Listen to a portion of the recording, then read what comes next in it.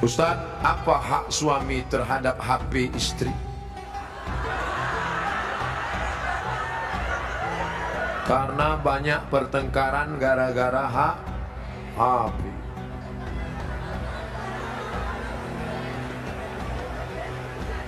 Lima hak ibu terhadap bapak. Catat, ingat baik-baik. Pertama, makan. Ibu tadi sudah dikasih makan. Yang kedua, pakaian. Ibu sudah dikasih pakaian?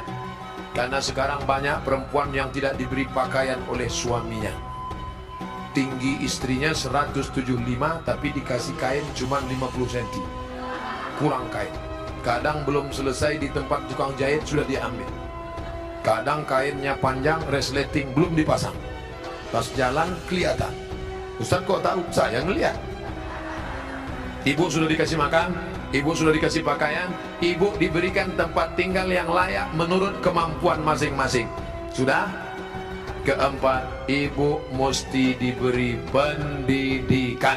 Yang ngajar ibu ngaji, bapak. Yang ngajar ibu sholat, bapak. Yang ngajar ibu akhlak, bapak. Bapak adalah guru di rumah. Dan yang kelima adalah perhatian. Maka ibu selalu diperhatikan. Dari mulai jilbabnya, dari mulai pakaiannya, termasuklah HP ibu diperhatikannya juga. Kok dari tadi sini Ustadz Somad, suatu ketika istri saya pergi kerja dan saya masuknya siang, tiba-tiba HP-nya berdering. Saya cek, rupanya mantan. Dia cari lagi di FB dan mereka sudah jalan-jalan, Pak Ustadz. Hati saya selalu galau tiap hari. Jangan-jangan dia sudah buat ini, jangan-jangan dia sudah jalan ini, jangan-jangan sudah. Bayangkan menderitanya seorang laki-laki gara-gara HP istri yang sudah macam-macam. Gara-gara apa itu? Facebook, Twitter, BBM, WhatsApp, Instagram. Oleh sebab itu jaga ini. Masalah HP ini jaga baik-baik. Ah, ini Ustaz Somad gak enak. Selalunya HP perempuan aja. Oke, sekarang kita balik. Bagaimana dengan HP bapak-bapak yang lebih banyak perhatiannya ke HP, yang kata-katanya merayu, menggoda? Oleh sebab itu ini mesti dijaga. Kalau tidak, duduk bersama bapak sama ibu, duduk HP-nya, buat baliho besar-besar, judulnya mau dibawa kemana hubungan ini, atau buat besar-besar, jangan ada HP di antara kita. Saya mau nanya Pak Ustadz, gimana caranya mengelola keuangan keluarga secara islami jika suami istri bekerja? Ar-rijal, lagi-lagi Al-Quran. Semuanya yang menyelesaikan masalah ini Al-Quran. Ar-rijalu qawwamuna 'alan nisa. Laki-laki menjadi pemimpin bagi perempuan. Bima anfaqu min amwalihim, karena mereka mengeluarkan nafkah, biaya belanja. Makanya harta warisan laki-laki dapat 2 kali bagian perempuan. Ibu kalau 25, bapak dapat 50. Ibu kalau dapat 50, bapak dapat 100. Kenapa? Karena yang menanggung biaya pernikahan mahar bapak, yang menanggung sekolah anak bapak. Sekarang ibu memang anak orang kaya, punya ruko 2, rumah batu jendela kaca, punya bapak yang sudah sakit asma 2 hari lagi meninggal. Kaya. Si bapak juga punya duit yang sama. Bapak punya duit, ibu punya duit, menikah. Apa beda duit bapak dengan duit ibu? Dalam duit bapak ada hak ibu, tapi dalam duit ibu tidak ada hak bapak.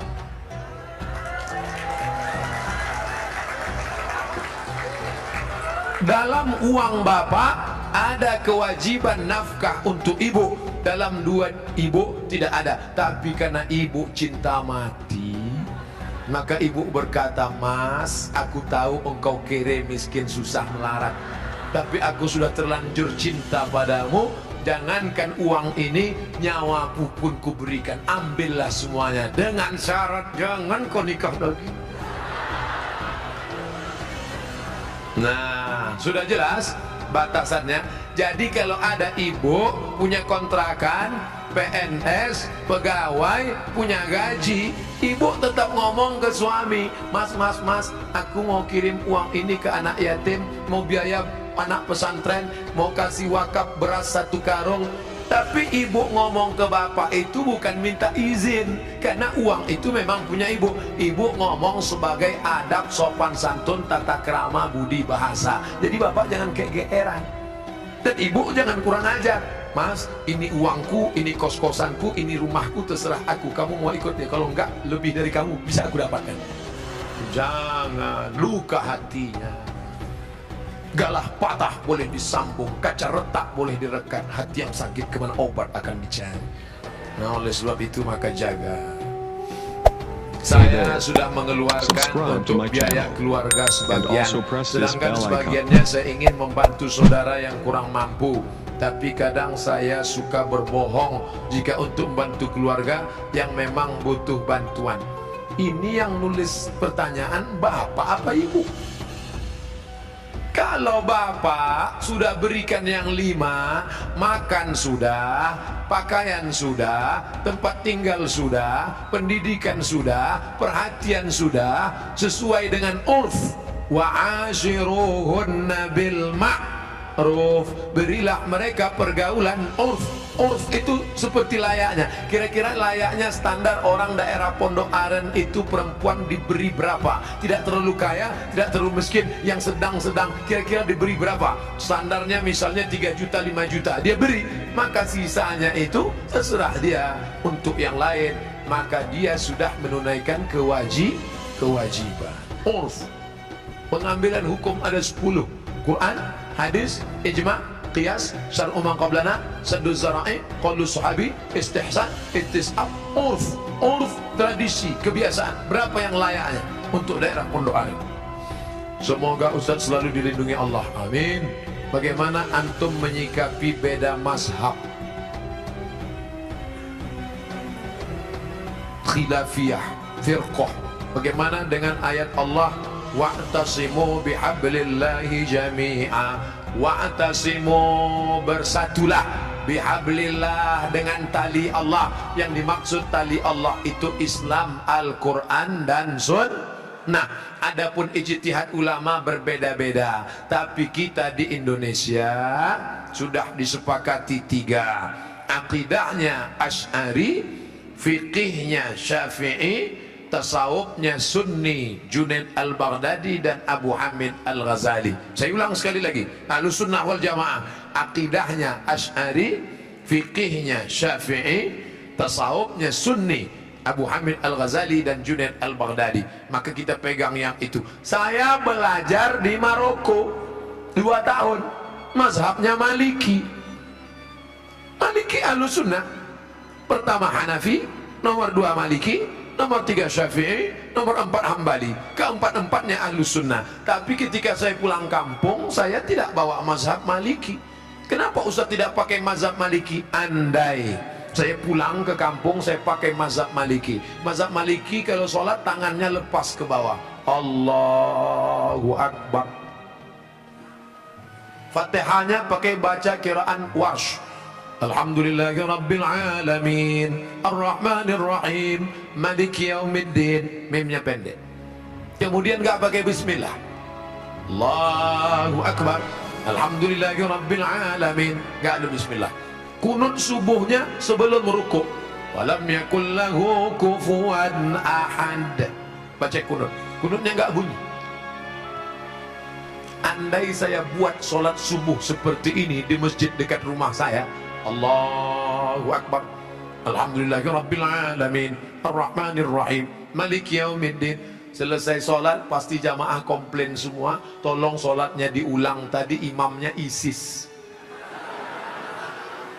Menimbulkan fitnah karena mereka tidak tahu. Di sini diajarkan qiraat sab'ah mutawatirah, ditambah 3 masyhurah, ditambah 4 syadzah, 14 qiraat dipelajari di sini. Ditambah lagi nagham, bayati, soba, nahawan, sika, jaharka, bayati, ras. Faham mereka tajwidnya. Tapi tidak semua masyarakat ngerti. Andai anak pesantren Al-Quraniyah sholat di luar masjid, dibacanya qiraat lain, walam yakul lahu kufuwan ahad, maka makmum dengar, wah ini aliran sesat ini. Bukan berarti dia salah, tapi dia takut menimbulkan fitnah. Maka dalam masalah-masalah yang kita sepakati, mari kita berlapang dada. Adapun yang kita sudah berbeda, mari kita terima perbedaan selama dia masih Ahlussunnah wal Jamaah. Syekh Abdurrahman Sudes, Imam Masjidil Haram, selama di Makkah nggak pernah pakai bismillah jahar. Allahu Akbar. Bismillahirrahmanirrahim. Alhamdulillahi Rabbil Alamin, Ar-Rahmanir-Rahim. Tapi begitu beliau jadi imam di Istiqlal, Allahu Akbar, Bismillahirrahmanirrahim. Loh, kok si Abdurrahman Sudes di Istiqlal pakai bismillah jahar? Dia tahu orang Jakarta mazhabnya Syafi'i. Mazhab Syafi'i bismillahnya jahar. Mazhab Hanafi Hambali bismillahnya sir. Bismillahirrahmanirrahim. Mazhab Maliki nggak pakai bismillah sama sekali. Ketiga mazhab ini Ahlussunnah wal Jamaah. Tapi kalau mayoritas masyarakatnya Syafi'i, jangan bawa mazhab lain karena khawatir memecah belah umat. Menjaga persatuan lebih diutamakan daripada mengamalkan mazhab. Begitu yang diamalkan oleh para ulama. Kan ulama mengkategorikan bid'ah ada dua, bid'ah hasanah. Pertanyaannya Ustaz, kan Rasul bersabda kullu bid'atin dhalalah, kullu bid'atin dhalalah wa kullu dhalalatin finnar. Hadis ini kata Imam Nawawi hadisnya umum, hadis umum. Tolong belikan saya ayam, tolong belikan saya ayam. Ayamnya umum, ayam penyet, ayam patah, ayam pop, ayam sungsang, ayam fried chicken, ayam panggang, ayam bakar, ayam kampung, ayam hutan. Ayam apa? Setelah di jalan dia bingung, ini ayam apa? Nelpon sekali lagi, ayam apa? Ayam pop. Maka yang pertama tadi umum dikhususkan oleh yang kedua. Begitu juga kata Imam Nawawi yang mensyarah hadis Sahih Muslim, kullu bid'atin dhalalah, semua yang bid'ah itu sesat, umum. Tapi kemudian dikhususkan oleh hadis, man sanna fil islami sunnatan hasanatan, siapa yang membuat tradisi yang baik, falahu ajruha, dia dapat pahalanya, wa ajru man amila biha, dan orang lain yang melakukannya selama tidak bertentangan dengan Quran dan Sunnah. Nah, sekarang ada orang mendefinisikan bid'ah hanya dengan 5 jari. Kalau tidak dilakukan Nabi, bid'ah. Kalau sudah bid'ah, masuk neraka. Kalau begitu pembahasannya, nanti kamu bisa memasukkan sahabat Nabi dalam neraka. Contohnya, ada sahabat Nabi yang sholat dari Isya sampai subuh ayatnya kul huwallah, wal maghdubi alaihim waladdallin, amin. Kul huwallahu ahad, Allahu samad. Rakaat kedua kul huwallahu ahad, Allahu samad. Rakaat berikutnya kul huwallahu ahad, Allahu samad. Rakaat berikutnya kul huwallah. Itu pernah enggak dibuat Nabi? Enggak pernah. Kalau dipakai definisi, kalau enggak dibuat Nabi bid'ah, berarti sholat pakai kul huwallah dari Isya sampai subuh bid'ah, masuk neraka. Nama sahabat Nabi yang sholat begitu siapa? Qatadah bin Nu'man dalam kitab hadis Musnad Ahmad bin Hambal. Tapi perbuatan itu dibenarkan Nabi, sunnah takririyah. Oke, itu Nabi masih hidup. Bagaimana dengan Abu Hurairah? Abu Hurairah sebelum tidur malam menyimpul tali 2000 simpul, 2000 simpul tali dipakai bertasbih sebelum tidur malam. Subhanallah, subhanallah, subhanallah, subhanallah, subhanallah. Ada diajarkan Nabi, hai orang-orang beriman, sebelum kau tidur malam ambil tali jemuran, buat 2000 simpul, sebelum tidur petik 2000. Ada? Tidak ada. Jadi kalau didefinisikan, kalau tidak dibuat Nabi bid'ah, engkau sudah memasukkan sahabat Nabi ke dalam neraka, karena definisi yang singkat, yang pendek, pemiskinan. Oleh sebab itu ulama faham. Sudah saya tulis lengkap dengan dalil-dalilnya, 444 halaman terkait masalah bid'ah, bid'ah, bid'ah. Tidak semudah itu saudaraku. Ada namanya Imam Ibnu Taimiyah. Imam Ibn Taimiyah kalau selesai salat subuh dia tidak keluar masjid, dia melihat ke atas membaca Al-Fatihah sampai terbit matahari. Bismillahirrahmanirrahim, alhamdulillah rabbil alamin, arrahmanirrahim, maliki yaumiddin, iyyaka na'budu wa iyyaka nasta'in, sampai terbit matahari. Itu tidak pernah dilakukan Nabi. Kalau dipakai definisi, kalau tidak dilakukan Nabi bid'ah, berarti Ibn Taimiyah sudah membuat bid'ah karena membaca Al-Fatihah dari sejak salat subuh sampai terbit matahari. Maka jangan katakan bid'ah kalau tidak dibuat Nabi bid'ah. Ini tidak betul. Yang betul adalah kalau tidak ada dalilnya bid'ah. Selama ada dalil hadis qauli, hadis fi'li, hadis takriri, perbuatan sahabat, qiyas, ijma', maka perbuatan itu tidak bid'ah. Bagaimana pandangan Ustadz dengan laki-laki yang berambut panjang? Apakah itu termasuk menyerupai perempuan? Saya belajar ke salah seorang syekh. Ketika itu ada yang nanya, "Syekh, apa betul Nabi Muhammad itu rambutnya panjang?" Maka syekh menjawab, Nabi Muhammad itu tinggalnya di gurun pasir. Gurun pasir itu cuacanya panas. Maka kalau rambutnya pendek, nanti cahaya matahari kena ke kepala, maka dia bisa pusing, panas, dehidrasi, kurang cairan.